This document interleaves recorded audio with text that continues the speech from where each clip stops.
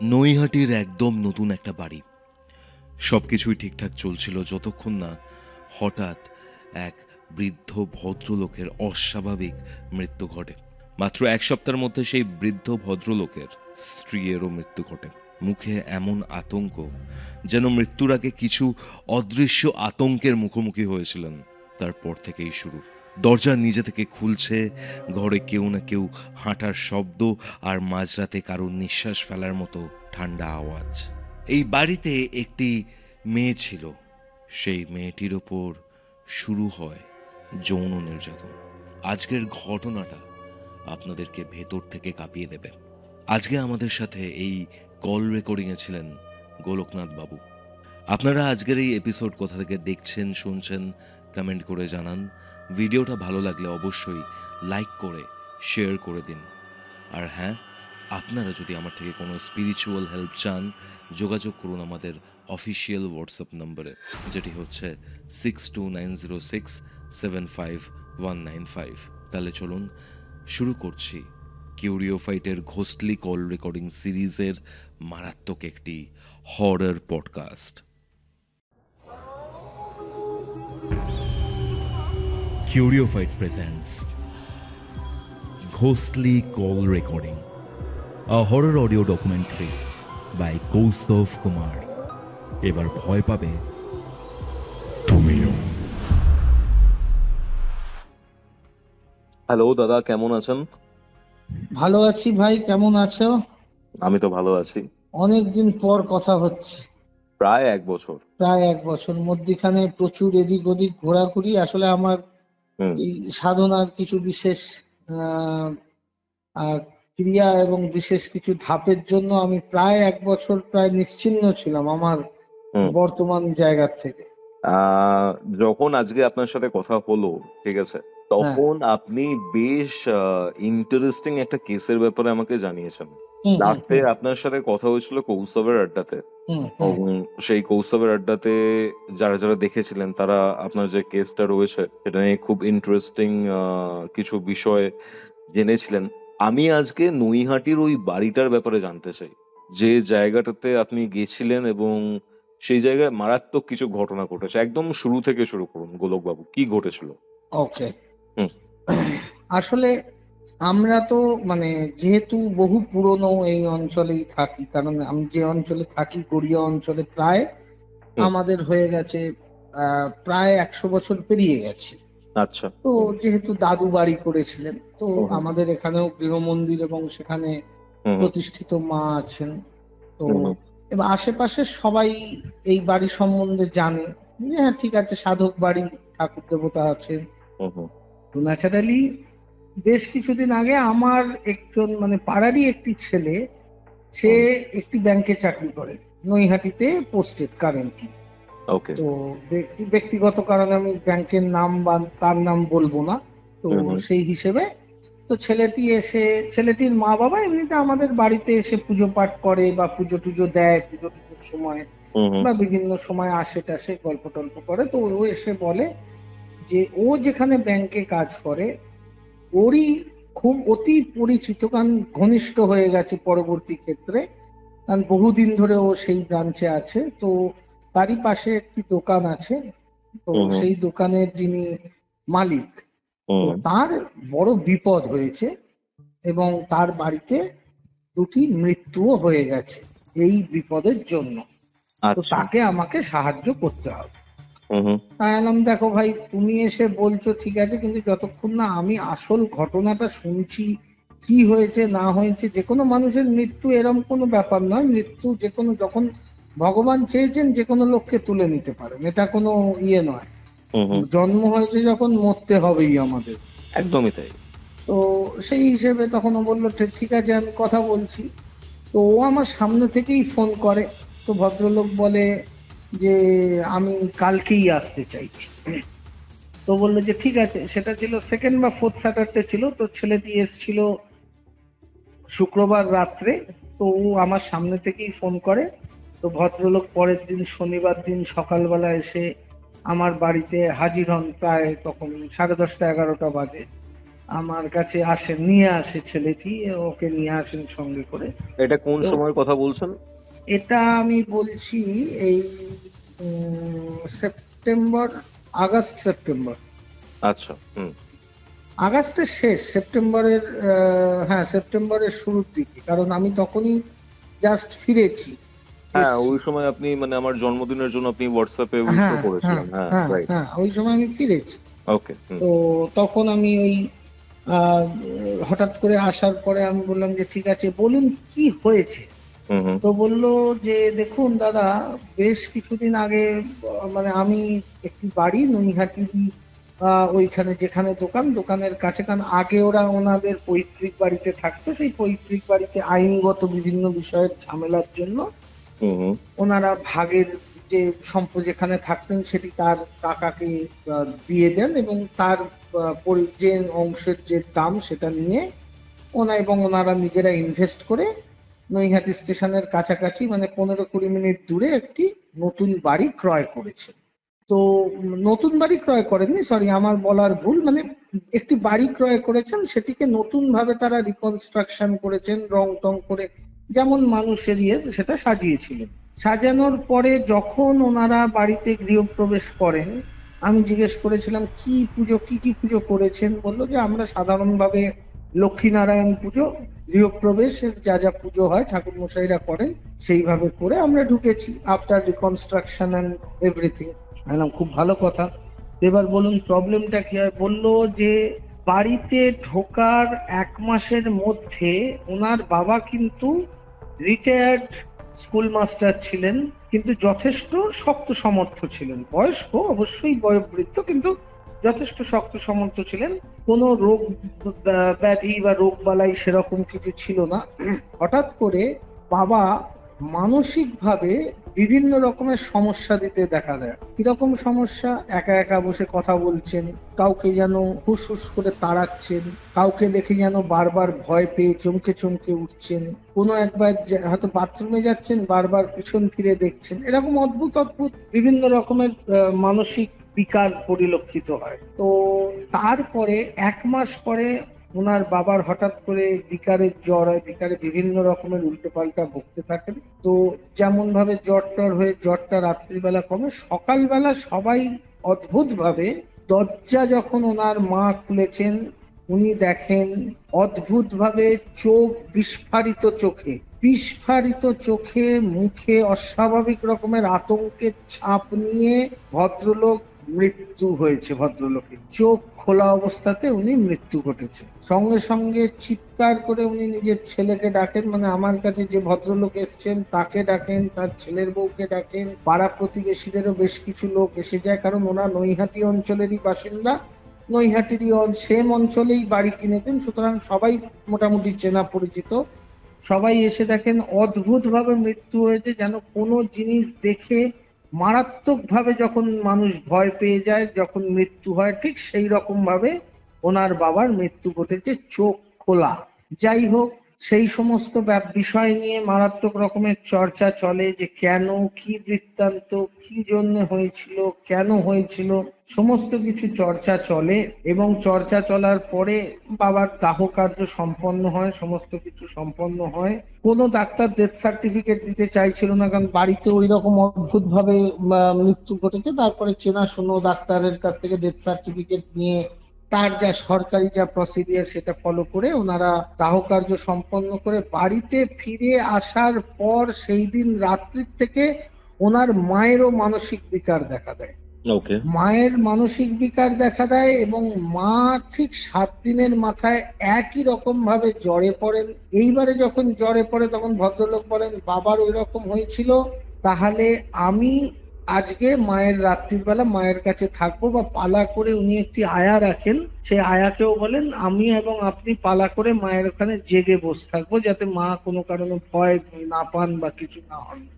তো যখন উনি প্রথম অর্ধরাত্র জেগে বসেছিলেন কিছু হয়নি, দ্বিতীয় অর্ধরাত্র কিন্তু সেম, সেই বিকারের সময় উল্টোপাল্টা কথা, চেঁচামেচি, অদ্ভুত অদ্ভুত কথাবার্তা বলা, এরকম সমস্ত জ্বরের ঘোরে চলছে। হঠাৎ করে যখন আয়াটি যখন ওর কাছে যায়, গিয়ে শুয়েছিল, বা মানে বসে আছে আর কি, বসে বসে হয়তো সে ঝিমিয়ে গেছে, হঠাৎ করে দেখে যে হাত পা গুলো ভদ্রমহিলার বেঁকে যাচ্ছে। উনি সঙ্গে সঙ্গে ছুটে গিয়ে ওনার মানে ওই যে ভদ্রলোককে ডেকে আনেন। যতক্ষণে ভদ্রলোককে ডেকে আনেন ততক্ষণে দেখেন যে সেই ঠিক সেম ভাবে যেভাবে বাবার মৃত্যু হয়েছে, অদ্ভুত ভাবে হাত পা গুলো যেমন ভয়ের চোটে মানুষ যেন কোনো কিছু ঠেকানোর জন্য হাত পা দেয়, ঠিক সেই রকম ভাবে শুয়ে বিস্ফারিত চক্ষু, মুখে অসম্ভব রকমের আতঙ্ক, অমানবিক পৈশাচিক আতঙ্ক যাকে বলে সেই রকম আতঙ্ক সমেত ভাবে ওনার মারও মৃত্যু ঘটেছে। সঙ্গে সঙ্গে সেই সেম কেস, উনি আবার সেই ডাক্তারকে ডাকলেন। ওনাদের মনের মধ্যে বদ্ধমূল ধারণা হলো, আশেপাশের লোকজন বলল যে বাড়িতে মারাত্মক রকমের প্রবলেম আছে, এক্ষুনি তোমরা বাড়ি ছেড়ে দাও। কিন্তু উনি বাড়ি ছাড়তে নারাজ, বলে না এরকম কোনো জিনিস নয়, নিশ্চয়ই কোনো রকম বিকার হয়েছে, সেই জন্য এই ঘটনা ঘটেছে।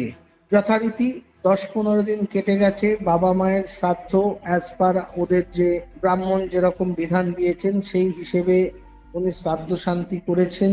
করে সমস্ত কিছু কাজ টাজ সম্পন্ন করে উনি যেমন যান সেরকম 2-3 দিন হয়ে গেছে কাজ করার। তো একদিন সন্ধ্যেবেলা, হ্যাঁ বলার কথা, ভদ্রলোকের এক ছেলে এক মেয়ে, মেয়েটির বয়স 14 থেকে 15 বছর, ছেলেটির বয়স 7.5-8 বছর। 8 বছর কি, হ্যাঁ 8-8.5 বছর এরকম হবে। আচ্ছা, ঠিক আছে। তো ভদ্রমহিলা একদিন মেয়েকে বলেন, যা ছাদ থেকে জামা কাপড়গুলো তুলে আন। ছাদ থেকে জামা কাপড়গুলো তুলে আন, যে কোনো মাই তার মেয়েকে বলে। ঠিক আছে। তো মেয়ে গেছে আর নিচে আসছে। এমনও কিছু ভদ্রলোক বলছেন যে ওর মা বলেছে এমনও কিছু জামা কাপড় ওপরে শুকোতে দেওয়া হয়নি যেটা বিশাল সময় লাগবে। সাধারণ বাড়ির ডেলি জামা কাপড় যেরকম হয় ছাদে মানুষ শুকায়, অনেকক্ষণ হয়ে গেছে। প্রথমে ভেবেছিল ঠিক আছে হয়তো পাশের বাড়ির কারোর সঙ্গে গল্প করছে, বা হয়তো ছাদে বসে নিজের মনে, বাচ্চা মেয়ে হয়তো একটু খেলাধুলো করছে বা বসে আছে, হতেই পারে। বেশ খানিকক্ষণ যাওয়ার পরে যখন সন্ধ্যেবেলার দুধ বিস্কুট বা দুধ জল খাবার খাওয়ার জন্য ছেলে মেয়েদের ডাকছেন, মেয়েকে উনি ডেকেছেন, আসছে আর না, বহুবার ডেকেছেন, আসছে আর না। তো ইতিমধ্যে ভদ্রলোকও দোকান থেকে কোনো কারণে বাড়ি ফিরেছে। দোকানে কর্মচারীরা আছে, উনি হয়তো কোনো কারণে সান্ধ্য আহ্নিক বা এই সমস্ত কারণে উনি বাড়ি ফিরেছেন। তো উনি বাড়ি ফিরেছেন, ওনাকে দরজাটা খুলে দিয়ে বলে, দেখো তো তোমার মেয়ের কাণ্ড, কখন গেছে ছাদে, এখনো আসার নাম নেই। ছেলেটাও বসে আছে দিদির সঙ্গে জল খাবার খাবে বলে সন্ধ্যেবেলা। উনি আবার সেই আমাকে ছাদে ওঠাবে। উনি ছাদে গিয়ে অস্বাভাবিক রকমের চিৎকার করছে। আর হ্যাঁ, ইন্দামিন হয় যেহেতু হঠাৎ করে বাবা মা দুজনের একসাথে মৃত্যু হয়েছিল, ভদ্রমহিলার মা মানে এই বাচ্চাগুলির দিদা মানে ভদ্রলোকের শাশুড়ি মা এসে এই বাড়িতে ছিলেন। ওই রকম চিৎকারে ভদ্রলোকের শাশুড়ি মা তারা সবাই ওপরে ছুটে গেছে। ভদ্রলোকের মুখের কথা শুনছি, একটি 14-15 বছরের মেয়ে গায়ের সমস্ত রকমের জামা কাপড় ছিঁড়ে ফেলেছে এবং সম্পূর্ণরূপে মানে তার গায়ে কোনো বস্ত্রাদির আবরণ নেই। সেই রকম ভাবে মাথার চুলগুলো সামনের দিকে এবং পিছনের দিকে উস্কো খুস্কো। পুরো বাড়ির পাঁচিলের যে ছাদের যে পাঁচিল হয়, পাঁচিলের ছাদ বলছি, সরি ভুল বলছি, বাড়ির ছাদে যে পাঁচিল হয়, ন্যাড়া ছাদ তো না, পাঁচিল যে থাকে, সেই পাঁচিলের ওপর দিয়ে এদিক ওদিক দৌড়ে ঘুরে বেড়াচ্ছে আর হাসছে আর দৌড়ে দৌড়ে ঘুরে বেড়াচ্ছে। সাংঘাতিক পুরো ব্যাপার, অদ্ভুত রকমের মানে দৃশ্য। যে দৃশ্য উনি যখন বলছেন আমি কল্পনা করে মানে কোন রকম আমি বললাম কি বলছেন, বললেন যে হ্যাঁ আমি সত্যি কথা বলছি। আলা আপনি নিজে দেখেছেন? বললো আমি কেন, আমার স্ত্রী সঙ্গে সঙ্গে যেমন মায়েদের হয় কান্নাকাটি শুরু হতে হতে ওনার স্ত্রী ওখানেই অজ্ঞান হয়ে যান এবং উনি আত্মবিহ্বল হয়ে উনি দেখছেন যে হচ্ছেটা কি।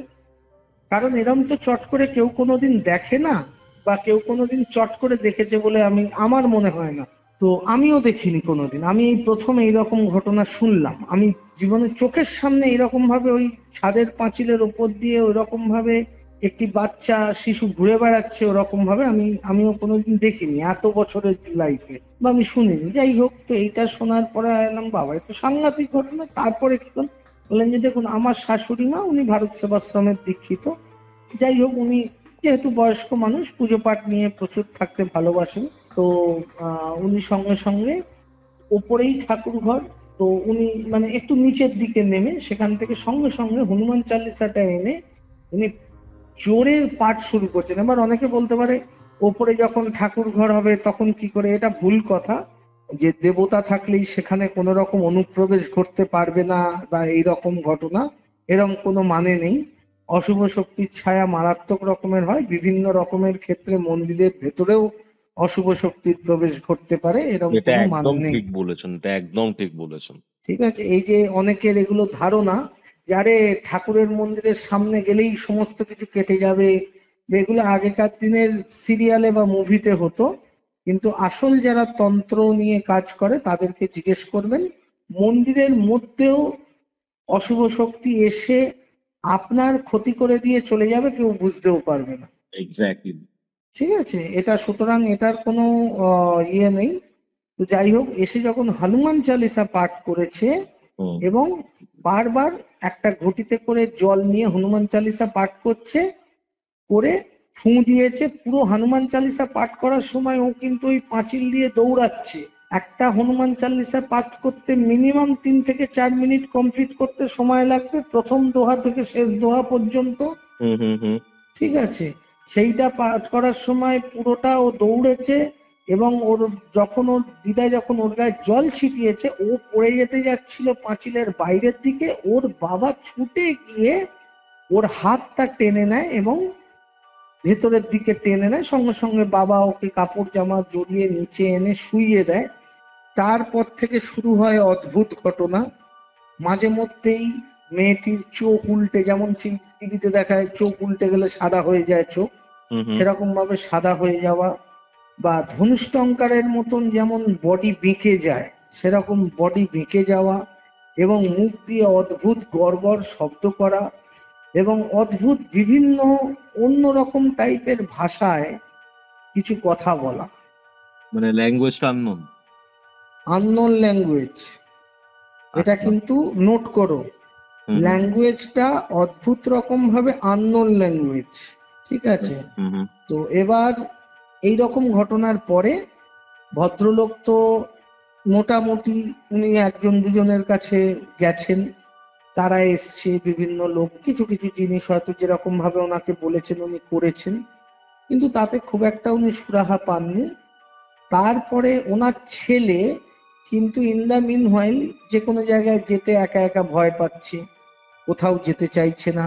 উনি বউ বলছে না, ওখানে একটা কিরকম একটা মহিলা টাইপের একটা লোক টাইপের দাঁড়িয়ে আছে দুজনে, তারা আমাকে ভয় দেখায়, হ্যাঁ তারা আমাকে এই করে। তো ওনার বাবা মা বলে যে না এখন আর কিছু নেই, সব হয়ে গেছে, ঠিক হয়ে গেছে, যাও। একদিনও বাথরুম করতে গেছে, হঠাৎ করে চিৎকার, কামড়ে দিয়েছে। বাইরে এসে বলছে জানো জানো ওই লোকটা মতন যে একটা অদ্ভুত টাইপের যে একটা মহিলা লোক ওখানে মাঝে মধ্যে আমাকে দেখা দেয়, আমাকে কামড়ে দিয়েছে। দেখা যায় যে ওর যে উড়ু, মানে আমরা যেটাকে বলি থাই, ইংলিশে থাই বলা হয়, মানে হাঁটুর ওপরের অংশটা এবং আমাদের নিচের মানে পেটের নিচের যে হাঁটু, পায়ের যে অংশটি হাঁটুর ওপরে, সেইখানে একটি দাঁতের কামড়ের মানে গভীর ক্ষত। অথচ বাড়িতে দিদা মা ড্রয়িং রুমে বসে আছে, বাবা এসছে মানে ভদ্রলোক বাড়িতে, মেয়েটি শুয়ে আছে সেখানে, আয়া বসে আছে, যে আয়া কাজ করছে ওখানে মেয়েটির দেখাশুনো করছে, ছেলেটি বাথরুম গেছে, বাথরুমের ভেতরে ওরকম দাঁতের দাগ থাইতে। তখন ভদ্রলোকের বুঝতে বাকি রইল না যে এখানে কোনো অতিলৌকিক শক্তি বা অতি অশুভ শক্তির কোন রকম প্রকাশ ঘটেছে, এবং যারা এই বাড়িতে ওদেরকে থাকতে দিতে চাইছে না। তো সঙ্গে সঙ্গে ভদ্রলোককে আমি বললাম যে ঠিক আছে আপনি বাড়ি যান, সাবধানে থাকবেন। ভদ্রলোককে আমি বিশেষ কিছু ফুল এবং আমাদের কিছু বিভূতি আছে সেই বিভূতি দিলাম, বললাম যে এবং মন্ত্রপুত কিছু ধাগা, যাকে বলা হয় রলি বলে হিন্দিতে, তো সেই ধাগা আমি দিলাম, যে সেই ধাগাগুলো হাতে আমি যতদিন না যাচ্ছি, 3-4 দিনের মধ্যে আমি যাচ্ছি, ততদিন এই ধাগাটা বেঁধে রাখবেন, আপনাদের অসুবিধা হবে না। এবং যখন ঢোকার দুয়ারে যে সমস্ত জায়গায় এন্ট্রান্স, সেই সমস্ত জায়গার উপরে এই যে বিভূতিটা দিলাম, এটা কোনো একটি গঙ্গা মাটির সঙ্গে মিশিয়ে ভালো করে ওপরের মানে ওপরের চৌকাঠে নয়, উপরের যে বারটা আছে দরজা সেইখানটাতে ভালো করে লেপে দেবেন। তো ওনারা গিয়ে লেপে দেন। পরে পরের সপ্তাহে না, পরে 2-3 দিন পরে আমি যাই। যখন যাই, যাওয়ার সময় আমার সঙ্গে আমারই এক জুনিয়র সাধক, সে আমার সঙ্গে থাকে সবসময়, আমাকে খুব মানে কি বলবো, আমার সঙ্গে থাকে, আমার সঙ্গে কাজকর্ম, আমি তার কিছু শেখার ইচ্ছা, আমি তাকে কিছু শিখিয়ে দিই কাজকর্ম এই জাতীয়। তো সে আমার সঙ্গে সবসময় থাকে। সে বলে, দাদা আমি যাবো। চল। যে ছেলেটি এনেছিল, আমার পাড়ার ছেলে, সে বলে, দাদা আমি এসব কিছু দেখিনি। এলাম, দেখ ভয় লাগবে কিন্তু এসব জিনিস, আমিও জানি না কি জিনিস আছে, সুতরাং আমার সঙ্গে যাচ্ছ, কিন্তু যা বলবো তাইটা অন্তত ভাই শুনো, কারণ তখন আবার কোথার থেকে কি হয়ে যাবে ভাই, তখন আবার পিতৃদত্ত প্রাণ নিয়ে টানাটানি পড়বে, আমার ওপরে দোষ পড়ে যাবে, ওটা কিন্তু সাবধান। বললাম, না না কিছু হবে না, তুমি চলো। ঠিক আছে চলো। আমরা এক এক জায়গায় 2-3 জন গেলে ভালোই লাগে, ট্রেনে গল্প করতে করতে যাওয়া আসা, ওসব ওই একা একা বড্ড বোরিং। তো আইলাম, ঠিক আছে চল। নৈহাটিতে ভদ্রলোক দাঁড়িয়েছিলেন, নৈহাটি থেকে আমরা টোটো করে, 4 জনের টোটো করে আমরা পৌঁছলাম ওনার বাড়ি। 1-20 মিনিট মতন লাগলো স্টেশন থেকে ওনার বাড়ি পৌঁছতে। বাড়িতে ঢুকতে যাওয়ার সময়, বাড়ির আগে অব্দি সব ঠিক আছে, বাড়িতে যখন আমি দেখলাম বাড়িটি হচ্ছে একটি ডেড এন্ড, মানে ডেড লেন হয় না, মানে ওই বাড়িটাতেই থাকা, বাড়িটার দুদিক দিয়ে দরজা, ওই পাশের রাস্তা দিয়েও বেরোনো যায়, এই পাশে দিয়েও বেরোনো যায়। বাড়িটি ডেড লেনের একদম শেষের বাড়ি, মানে একদম সিধে ধাক্কা খাবে ওই বাড়ি, ডান দিক বাঁ দিকের বাড়ি নয়। এই একদম বাড়িগুলো দাদা একদমই ভালো হয় না। একদম এগুলোতে বাস্তু দোষে সম্পূর্ণরূপে পরিপূর্ণ থাকে, এবং অনেক অকাল মৃত্যু এবং অস্বাভাবিক মৃত্যুর ব্যাপার ঘটে এই বাড়িতে। শুধু তাই নয়, এখানে অশুভ শক্তির সমাবর্তন হয়। ঠিক আছে। তো এবার এই একদম ডেড এন্ড, তখনই বুঝলাম যে বাড়িটা তো দূর থেকে দেখতেই কিরকম একটা অদ্ভুত মতন মনে হলো। তো যাই হোক, আমরা তো প্রথমেই আমি অন্যদেরকেও বলে দিয়েছিলাম, দেখো আমরা এই বাড়িতে কাজ করতে যাচ্ছি, সুতরাং এই বাড়িতে জলগ্রহণ, অন্ন গ্রহণ কিচ্ছু গ্রহণ করবে না। যা কিছু খেতে হবে ওখান থেকে, যদি অত্যন্ত জরুরি দরকার পড়ে ওইখান থেকে বেরিয়ে ভালো করে নিজেকে আগুন সেঁকে এবং মন্ত্র বলে তোমার দেহ শুদ্ধি করে, তারপরে তুমি কোনো রকম একটা জায়গায় আগুন সেঁকে নিয়ে তারপরে জল খাবার এগুলো গ্রহণ করবে। নইলে স্নান না করে, এই ক্ষেত্রে ওই বাড়ির থেকে বেরোনোর পর স্নান না করে কিছুই খাওয়াটা উচিত নয়। আর বাড়িতে কখনো এইসব কাজ করে আসার পরে বাড়িতে সাধারণত ডাইরেক্ট গৃহে প্রবেশ করতে নেই, সামনের উঠোন দিয়ে কোনো একটি জায়গায়, যেমন আমার বাড়িতে আছে, আমি উঠোন দিয়ে ঢুকে এই সমস্ত কাজকর্ম করে আসার পরে আমার বাড়ির পিছনে যে কলতলা আছে, সেই কলতলাতে গিয়ে ভালো করে সেখানে স্নান করে টোরে নিয়ে তারপরে আমি শুদ্ধ বস্ত্রাদি পরে ঘরের ভেতরে প্রবেশ করি। আপনি কি নুন দেন জলের মধ্যে? হ্যাঁ, ওখানে কিছু কিছু বিশেষ জিনিস আছে।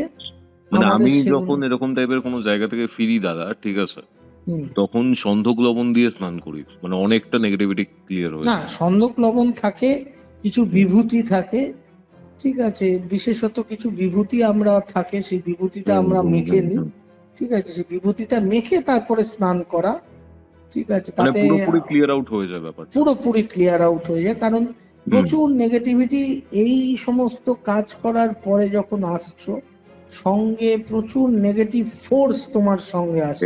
নেগেটিভ ফোর্স মানে কিন্তু এই নয় যে ভূত প্রেত দত্তি দানব সব এসে ঢুকে গেল, ওখান থেকে তুমি যে জিনটাকে বা ভূত প্রেতকে ছাড়িয়ে এলে তারাই তোমার পেছু পেছু এসে ঢুকে গেল, সেটা নয়।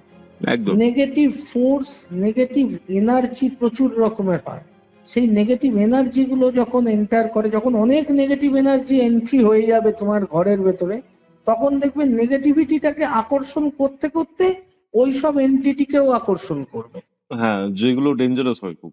হ্যাঁ, এবার ঘটনা হচ্ছে অনেকে ভাবে আরে নেগেটিভিটি মানেই বোধহয় ভূত প্রেত আছে। না, এটা ভুল কথা, এটা ভুল কথা। নেগেটিভিটি মানে ভূত প্রেত না, নেগেটিভিটি মানে একটা নেগেটিভ অরা, নেগেটিভ এনার্জি। এইগুলো যখন একসঙ্গে ধীরে ধীরে জমতে থাকে, সেই জমতে থাকার সময় এই বিভিন্ন নেগেটিভ এন্টিটি গুলোকে ওরা আকর্ষণ করে। কারণ ওরা জানে, আরে ভাই এই জায়গাটা তো আমার জন্য একদম আদর্শ জায়গা, এখানে তো পুরো আমি যে পাওয়ারের মধ্যে থাকতে পছন্দ করি সেই পাওয়ারটাই আছে, ঢুকে যাও এখানে। তখনই শুরু হয় খেলা। যাই হোক, মানে তখনই হচ্ছে সেই, হ্যাঁ।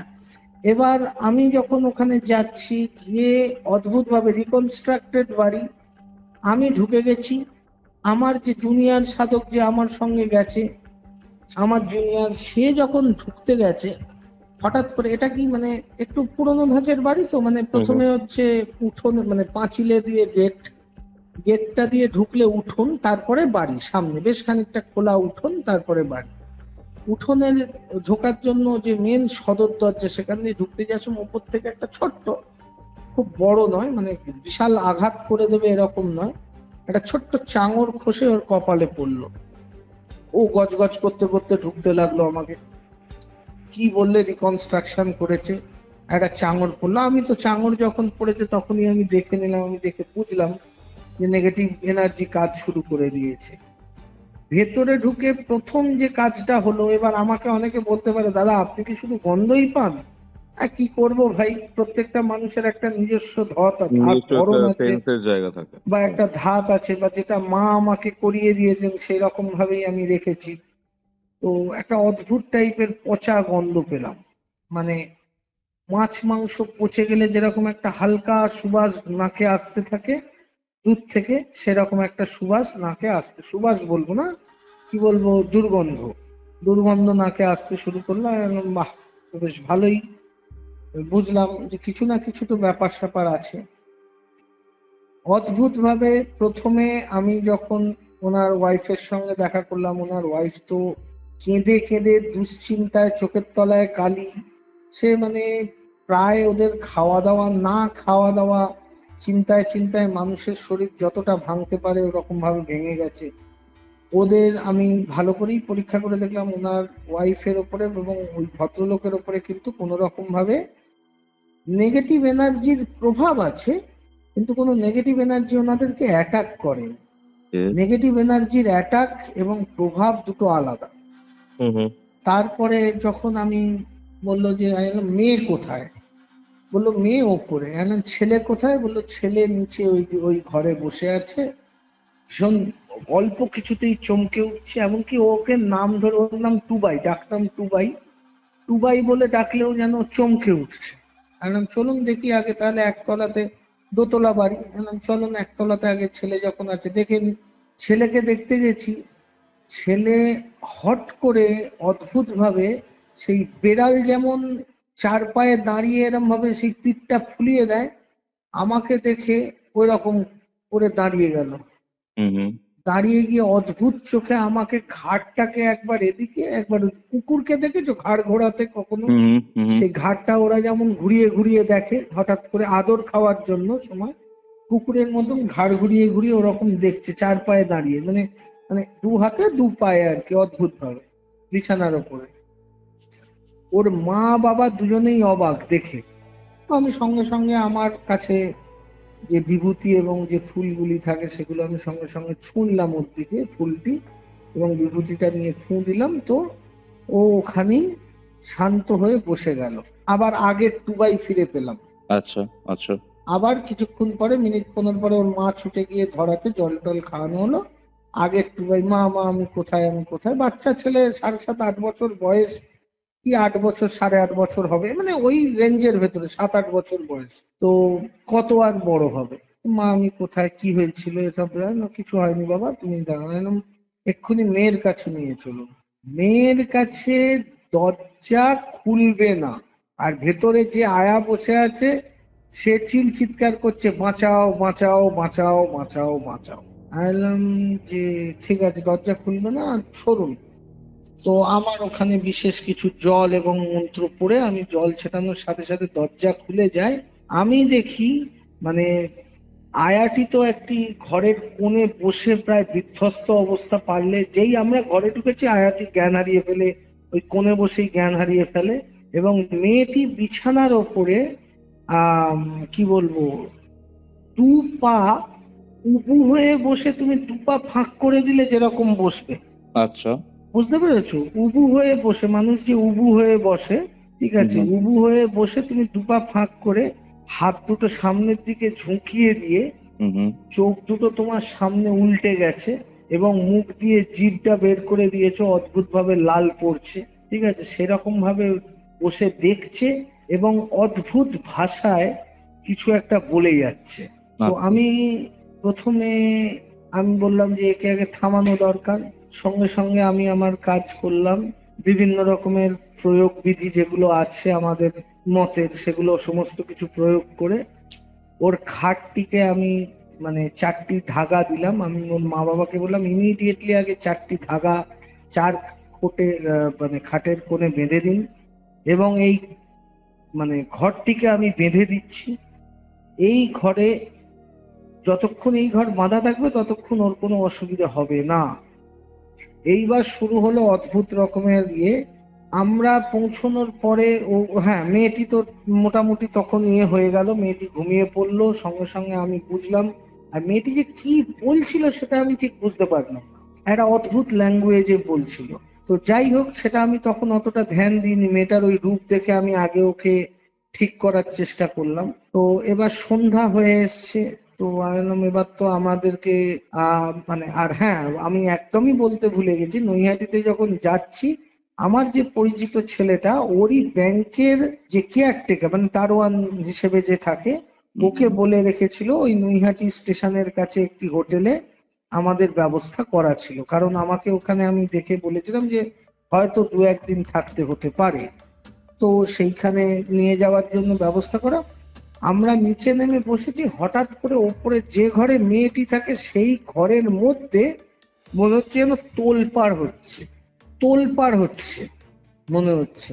আমরা ছুটে ওপরে গেলাম, মেয়েটি খাটের ওপরে রীতিমতো কাঁপছে, রীতিমতো থর করে কাঁপছে পুরো বডিটা।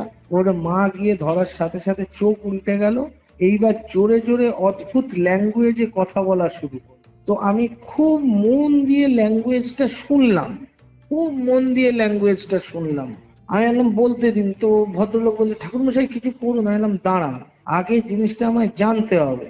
আমি খুব মন দিয়ে ল্যাঙ্গুয়েজটা অনেকক্ষণ ধরে, কারণ এত আস্তে, একদম না ফিসফিসিয়ে, না ফিসফিসের থেকে একটু ওপরে যে ভার্সনটা হয় সেরকম ভাবে বলে যাচ্ছে।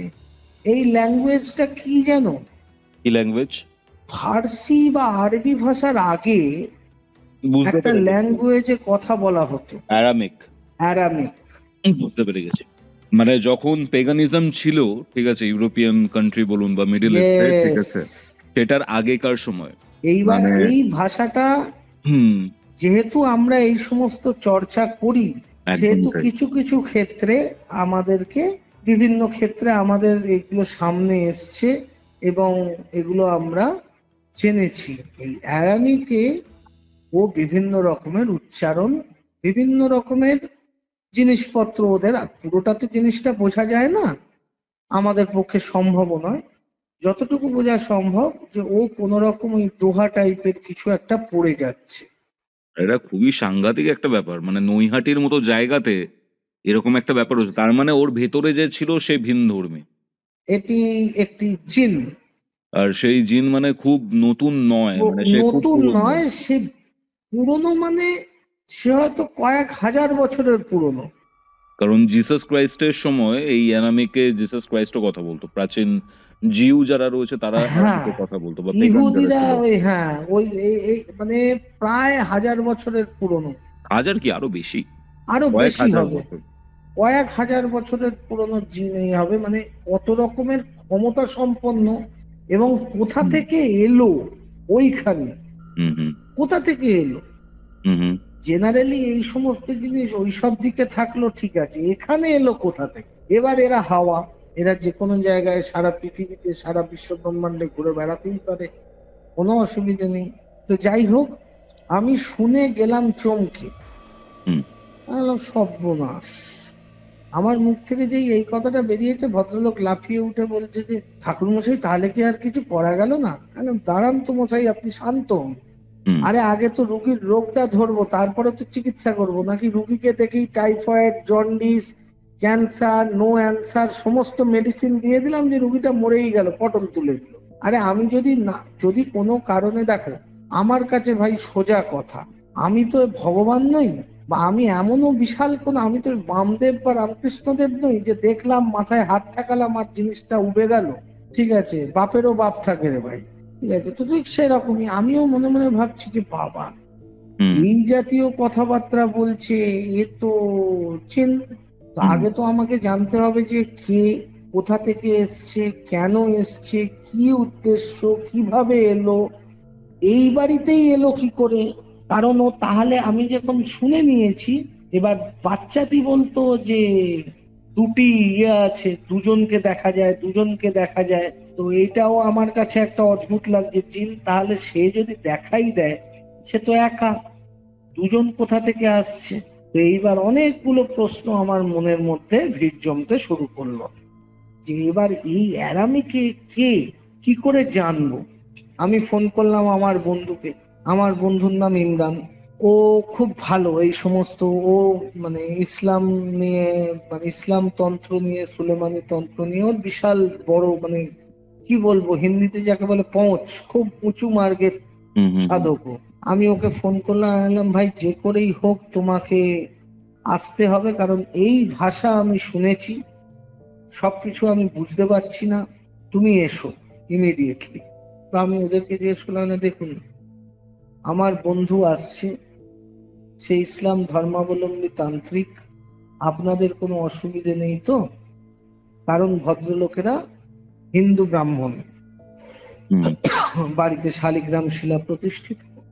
আমি বললাম দেখুন আমার এই সমস্ত ব্যাপারে কোনো রকম নেই কিছু, ঠিক আছে, তো আপনি কি কোনো রকম যদি অসুবিধা হয় তাহলে আলাদা ব্যাপার।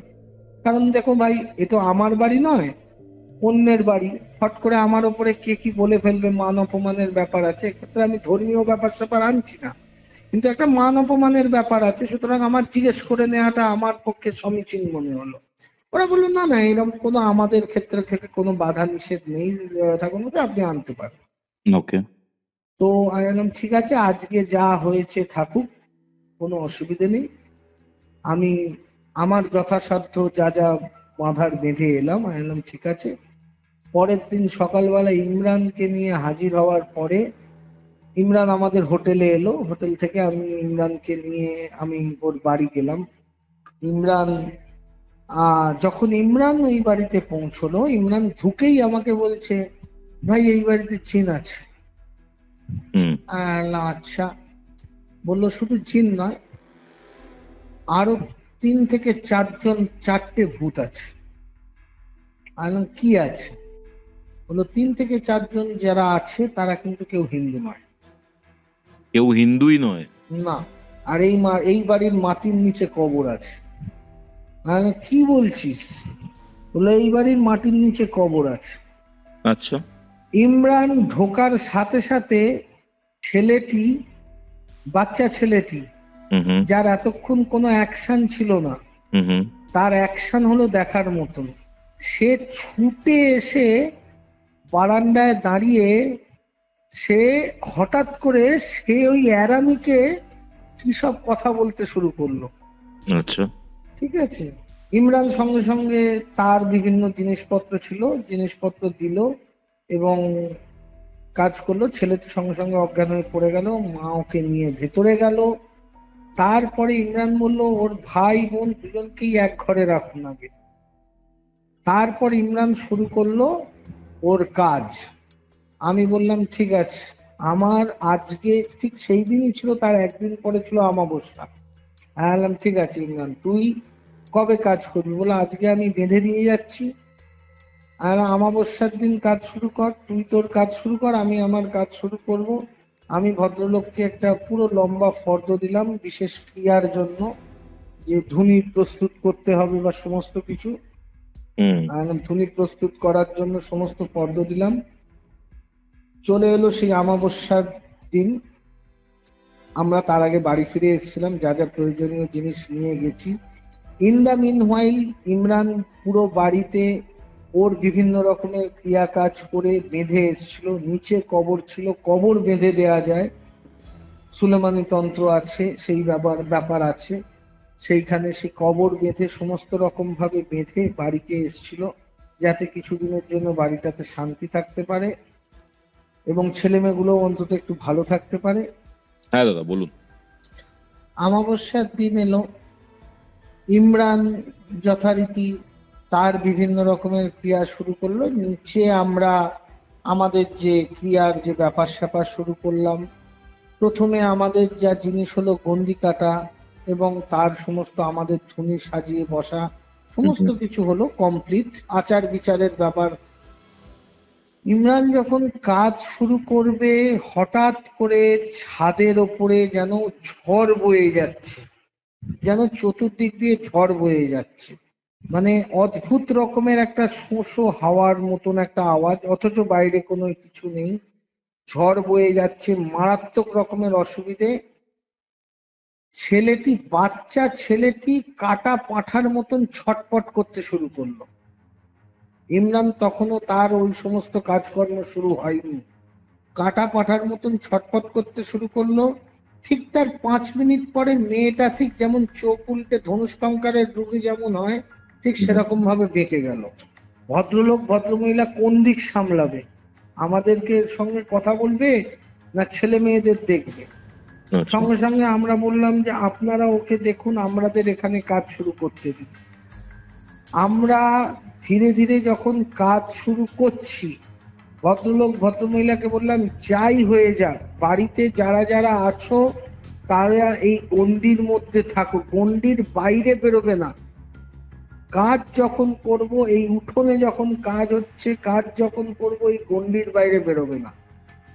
রাত্রি, এমনিতেই রাত্রি হয়ে গেছে, অমাবস্যার রাত্রে আমরা শুরু করেছি, রাত্রি তখন প্রায় 9টা, 9:30 বাজে।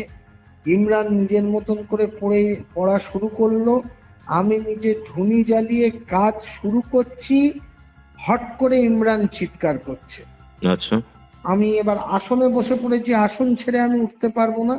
ইমরান চিৎকার করে বলছে দূর হটো, দূর হটো, নেই তো আভি, ওদের ভাষায় কি সব বলছে, যাই হোক সেগুলো আমি এখানে বলতে পারবো না। সেই সমস্ত বলছে। আমি বুঝলাম যে ঘটনা খুব গুরুতর।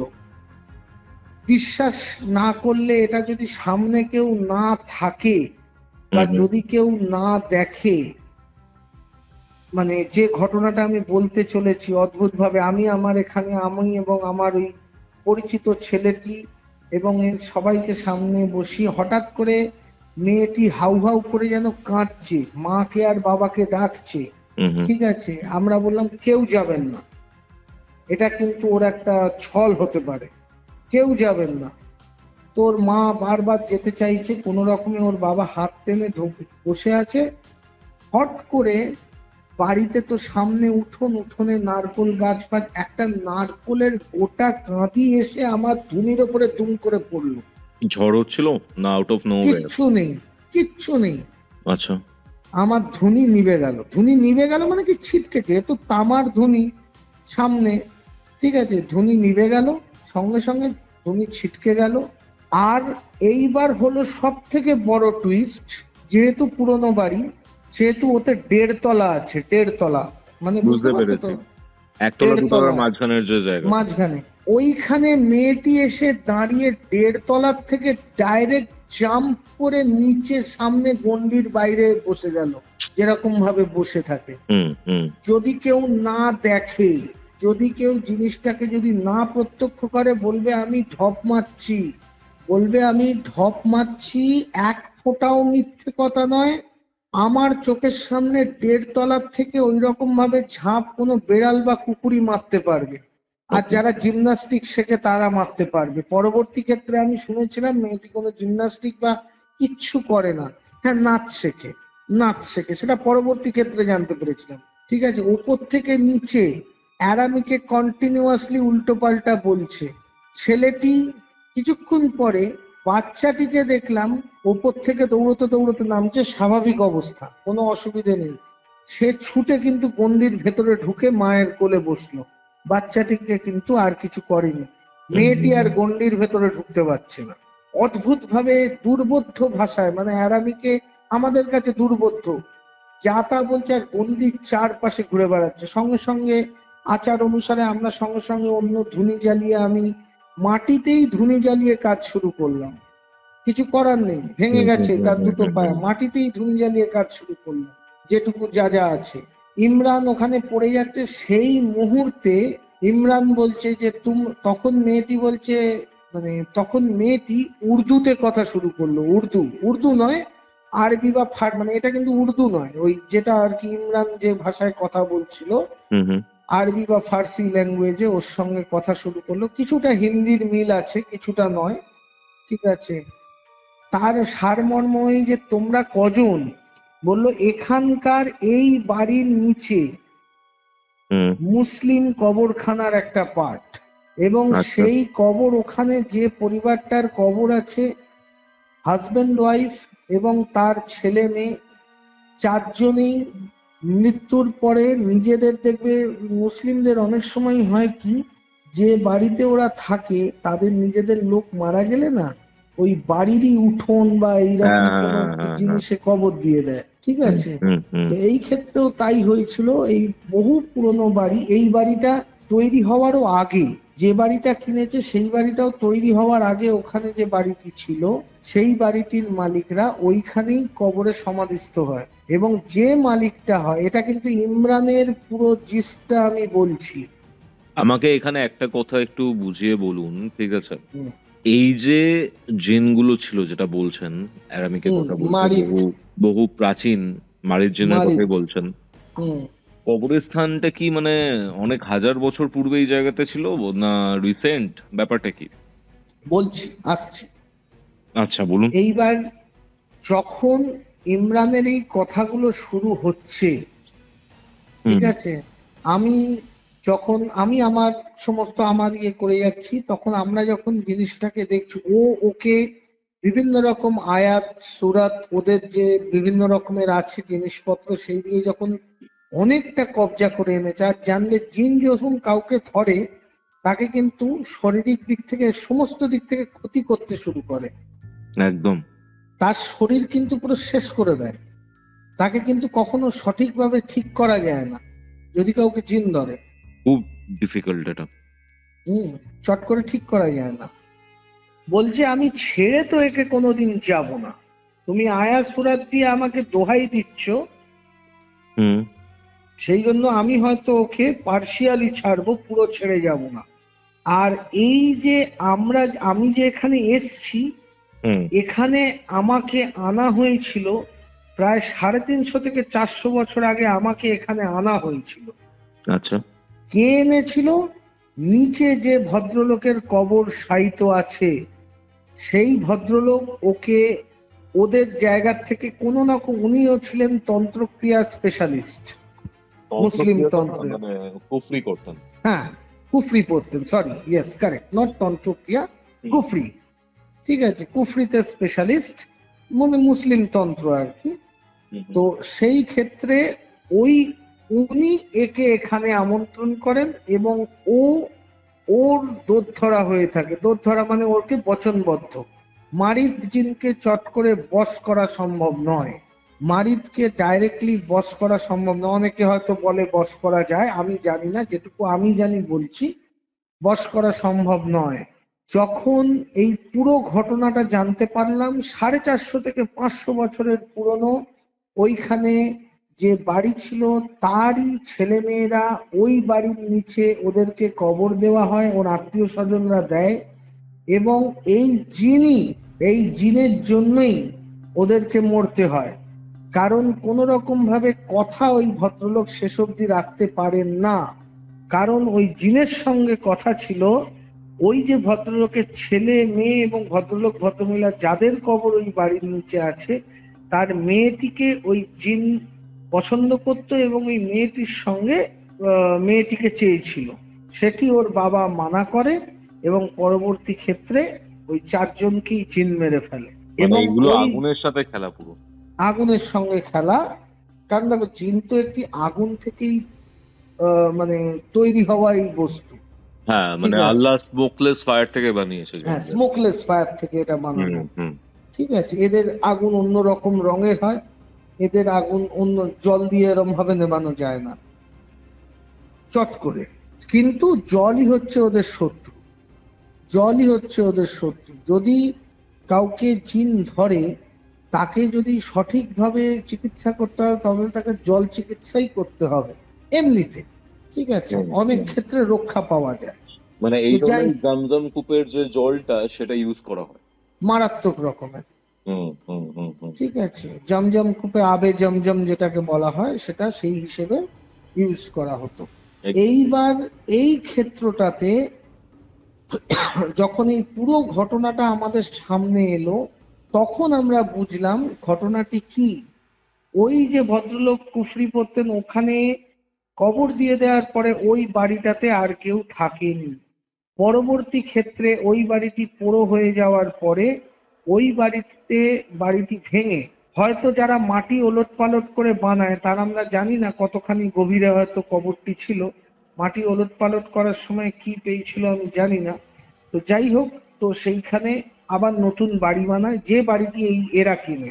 মানে এটা তো স্বাধীনতার অনেক আগের ব্যাপার তাহলে, মানে হুম, যখন ব্যাপারটা ঘটেছিল। যখন ব্যাপারটা ঘটেছিল সে তো বহু আগে। এক্স্যাক্টলি 300 350 400 বছর বলছেন আপনি। হ্যাঁ, বহু আগে। তারপরে ওই বাড়ি ভেঙে ওখানে মাঠ, ওই বাড়ির বহু অংশ বড় মাঠ, সেখানে অল্প অল্প করে বিভিন্ন রকম লোকজন কিনে কিনে কিনে কিনে বসতি স্থাপন করে। হুম কিন্তু এদের যে ক্ষেত্রটা, এটা অদ্ভুত ভাবে, ওই যে প্রথমে বলেছিলাম ডেড এন্ড, হুম হুম হুম।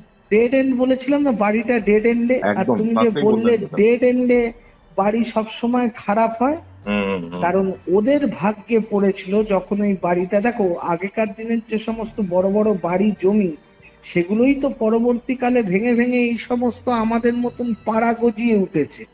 এগুলো তো হয়তো কোনো কারুর না কারুর জমি ছিল একটা সময়। আজ থেকে 200 বছর আগে দেখবে হয়তো এখানকার জমিদারদের জমি ধীরে ধীরে বিভিন্ন লোককে বেচে বেচে লোকজন বাড়ি ধোট করেছে।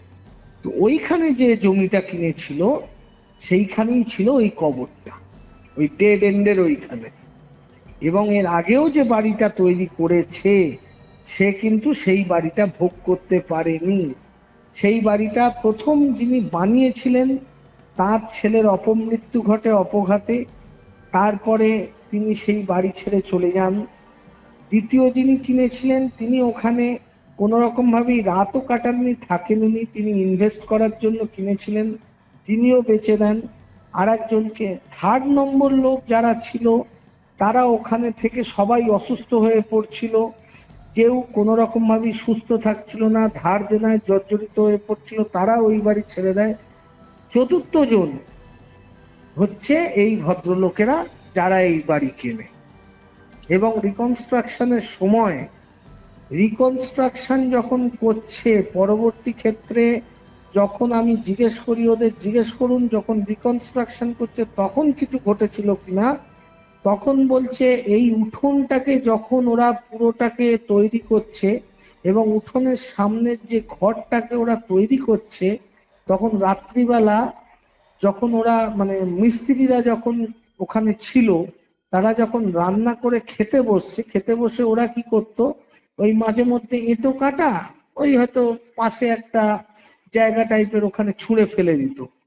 একদিন ওইখানে ছুঁড়ে ফেলেছে, যে ফেলেছে সে ওখানেই দাঁড়িয়ে আছে।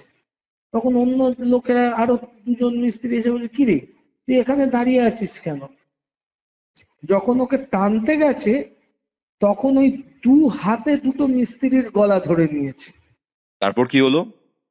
দু হাতে দুটো মিস্ত্রির গলা ধরে নিয়েছে। প্রথমে এই জিনিসটা ওরা কেউ বলতে চায়নি, ওদের যে মিস্ত্রি, হেড মিস্ত্রি ছিল, সে সঙ্গে সঙ্গে চেঁচিয়েছে, সঙ্গে সঙ্গে ওদেরকে ছেড়ে দিয়েছে। ওরা তো ভয়ের চোটে পরের দিন থেকে একজন, একটা যার গলা ধরেছিল একজনের জ্বর, আর একজন পালিয়ে গেল। যে গলা ধরেছিল সে নিজেও অসুস্থ হয়েছিল অনেকদিন, প্রায় 20-21 দিন জ্বরে পড়েছিল। আর এরা হচ্ছে সব মুর্শিদাবাদের রাজমিস্ত্রি, বুঝলে তো, মুর্শিদাবাদ থেকেই রাজমিস্ত্রি প্রচুর আছে। হম, তো মুর্শিদাবাদের রাজমিস্ত্রি, এরা সব বাড়ি চলে যায়। যে কন্ট্রাক্টর সেই ঘটনাটা চেপে গেছিল। যাকে কন্ট্রাক্ট দিয়েছিল সেই ঘটনাটা চেপে গেছিল। এই বাড়িতে পরবর্তী ক্ষেত্রে এই ঘটনাগুলোর পড়ার পরে এবার আবার একটুখানি প্রথম আসল ঘটনাতে ফিরে আসি। যখন এই মেয়েটির সঙ্গে এই সমস্ত কথাবার্তা হচ্ছে, তখন ইমরান বলল, ঠিক আছে, তোমার কি লাগবে?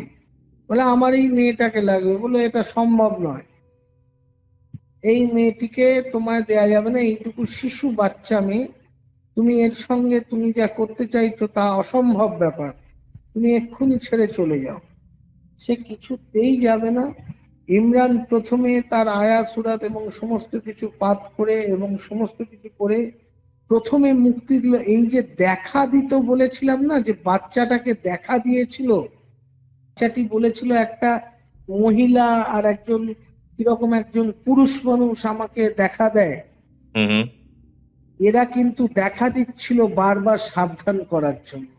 আচ্ছা, এরা এরা কিন্তু কোনো ক্ষতি করেনি, বুঝতে পারছি। এদেরকে ইমরান মুক্তি প্রদান করে। পরবর্তী ক্ষেত্রে এই মেয়েটিকে বিভিন্ন রকমের জোর করে মানে বিভিন্ন রকমের ওদের সূরা পাঠ করে এবং বিভিন্ন রকমের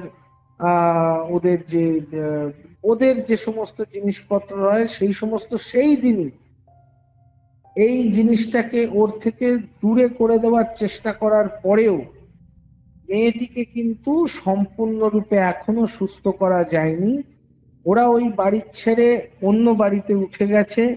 ওই বাড়িটা এখন সম্পূর্ণরূপে, আমি সঙ্গে সঙ্গে বলি যে এই বাড়িটি ছেড়ে দিন, এই বাড়িটিতে থাকা বিপদের সমতুল এবং এই বাড়ির জমি অশুভ। এই বাড়িকে পুরো ভেঙে নিচের থেকে ওপর অব্দি পুরো সম্পূর্ণরূপে মাটি ওলট পালট করে নতুন জমি করে নতুন বাড়ি করে তার উপরে সম্পূর্ণরূপে গৃহবন্ধন করে পরবর্তী ক্ষেত্রে আপনারা থাকবেন। এই মুহূর্তে আপনাদের যে অবস্থা, এই বাড়ি ছেড়ে অন্য বাড়িতে যান। ওরা সঙ্গে সঙ্গে, ভদ্রলোক যেহেতু অবস্থাপন্ন এমনিতে, সঙ্গে সঙ্গে একটি ফ্ল্যাট কিনে সেইখানে চলে যাওয়ার জন্য স্থানান্তর করেন। বর্তমানে মেয়েটি ভালো আছে, কিন্তু মেয়েটি মানসিকভাবে এখনো বিকারগ্রস্ত থেকে সরে যায়নি। মেয়েটির সম্পূর্ণরূপে এখনো নিজের মনে বিড়বিড় করে। কোন রকম অদ্ভুত বিকার দেখা না গেলেও মেয়েটি মানসিকভাবে একদম ভেঙে পড়েছে। ধীরে ধীরে ওর হিলিং এর চেষ্টা করা হচ্ছে। ঠিক আছে, মেয়েটিকে অনেক আমরা বিভিন্ন রকম ভাবে, ও মাঝে মধ্যে আসে, বিভিন্ন রকম ভাবেই ওকে আমরা যে যে সময় আসতে বলেছি আমি এবং ইমরান মিলে মেয়েটির হিলিং এর চেষ্টা করা হচ্ছে। মেয়েটি সম্পূর্ণরূপে সুস্থ নয়, এখনো মাঝে মধ্যে ও কারোর সঙ্গে কথা বলে এবং রাত্রিবেলা যখন শুয়ে থাকে তখন ও সকালবেলা মাকে বলে, মা আমার শরীরে খুব ব্যথা। ঠিক আছে, যাই কি জন্য ব্যথা অনেকেই বুঝবে, যাই হোক। তো সমস্ত রকম বাচ্চা মেয়েটির হ্যাঁ, এখনো অব্দি সম্পূর্ণরূপে সুস্থ না হলেও অনেকটা সুস্থ। বাচ্চা ছেলেটি সম্পূর্ণরূপে সুস্থ। বাচ্চা ছেলেটির উপরে প্রভাব বিস্তার করতে পেরেছিল কিন্তু পজেস করতে পারেনি। প্রভাব বিস্তার করা আর পজেস করার মধ্যে অনেক তফাৎ আছে।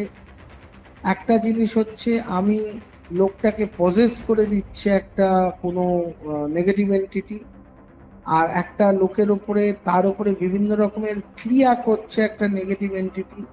এই দুটোর মধ্যে তফাৎ আছে। বাচ্চা ছেলেটি সম্পূর্ণরূপে সুস্থ, ভদ্রলোক ভদ্রমহিলার এমনিতে কোনো অসুবিধা নেই, যে ফ্ল্যাটে আছে।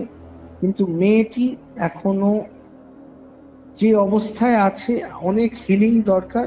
তবে সম্পূর্ণ সুস্থ কোনোদিন হবে কিনা সেটা বলা অত্যন্ত শক্ত, কারণ এই সমস্ত ক্ষেত্রে আমার প্রিভিয়াস এক্সপিরিয়েন্স বা অন্য অন্য ইনসিডেন্টে দেখা গেছে যে সম্পূর্ণরূপে সুস্থ হয় না। সুস্থ যতটাই হোক একটা প্রভাব এর থেকে যায়। তাই আমার প্রত্যেককে অনুরোধ, এক, যে বিভিন্ন রকমের সাধন করা। এখন তো সোশ্যাল মিডিয়ার জন্য বিভিন্ন রকমের মন্ত্র তন্ত্র, বিভিন্ন রকমের ক্রিয়া উপায়, বিভিন্ন বই, বিভিন্ন তন্ত্রের বই, ক্রিয়ার বই, উপলব্ধ বা বিভিন্ন মার্কেটে কলকা স্ট্রিটে গেলে এই সুলেমানি তন্ত্রের বই, এই কুফরির বই, এই অমুকের বই, এই তমুকের বই, এগুলো খুব মানে পাওয়া যায়। বা অমুক যক্ষিণী সাধনা, অমুক পিশাচিনী সাধনা, পরি সাধনা, অপ্সরা সাধনা, অমুক সাধনা। এখন আবার নতুন করে উঠেছে 1.5 ফুটিয়া লিলিপুট, ঠিক আছে, এদের এখন হচ্ছে এদের মার্কেট চলছে আর কি, এদের ট্রেন্ডটা এখন এদের চলছে, মার্কেটটা এইভাবে চলছে আর কি। এখন 1.5 ফুটিয়া লিলিপুটদের বিশাল মার্কেট। সে মানে ন্যাশনাল পডকাস্ট যে সমস্ত আছে সেখানেও তাই দেখছি, বা অনেক বাকি অন্যান্য বিভিন্ন পডকাস্টে বা যেগুলো দেখছি সেগুলো হচ্ছে এখন 1.5 ফুটিয়া লিলিপুটে প্রচুর মানে কদর চলে এসেছে। এই জিনিসপত্রগুলো না মানে একটা মানুষ কি চায়, ঠিক আছে, একটা মানুষ চায় হচ্ছে ভালোভাবে সুস্থভাবে বাঁচতে, ঠিক আছে। মানুষের লোভ, মানুষের ওভার অ্যাম্বিশন, এইসবের জন্য এগুলো কিন্তু বাড়ছে না। ওই তো শুধু এটা তো কলির প্রভাব, এটা তো প্রভাব তো বিস্তার করবেই, ঠিক আছে। বলে গেছিল তো, স্বয়ং কৃষ্ণই বলেছে যে কলিতে এমন সময়ও আসবে যখন গরু তার বাছুরের গা চাটতে চাটতে তার চামড়া উঠিয়ে দেবে, সেখান দিয়ে রক্ত বেরোবে। এটাই ছিল আজকের ঘটনা। আজকের এই ঘটনাটা আপনাদের কেমন লাগলো কমেন্ট করে জানান। ভিডিওটা ভালো লাগলে অবশ্যই লাইক করে শেয়ার করে দিন, আর সাবস্ক্রাইব টু কিউরিওফাইড আপনারা যদি নতুন হন। আপনারাও যদি আমার সাথে কোনো ঘটনা শেয়ার করতে চান, আপনার নিজের লাইফকে কেন্দ্র করে যোগাযোগ করতে পারেন, অথবা আপনার যদি কোনো স্পিরিচুয়াল হেল্প লাগে সেই ক্ষেত্রেও যোগাযোগ করতে পারেন। আমাদের অফিসিয়াল হোয়াটসঅ্যাপ নাম্বারটি হচ্ছে 6290675195। তাহলে চলুন দেখা হচ্ছে পরবর্তী এপিসোডে, যেটি আসছে বৃহস্পতিবার দিন দুপুর ঠিক 3টের সময়। ততক্ষণ অবধি কিউরিওফাইটের এরকম আরও 2টি এপিসোড দেখতে আপনার মোবাইল স্ক্রিনে আসা ডান দিকের অথবা বাদিকের বক্সে ক্লিক করুন। Curiophyte presents Ghostly Call Recording, a horror audio documentary by Kaustav Kumar. এবার ভয় পাবে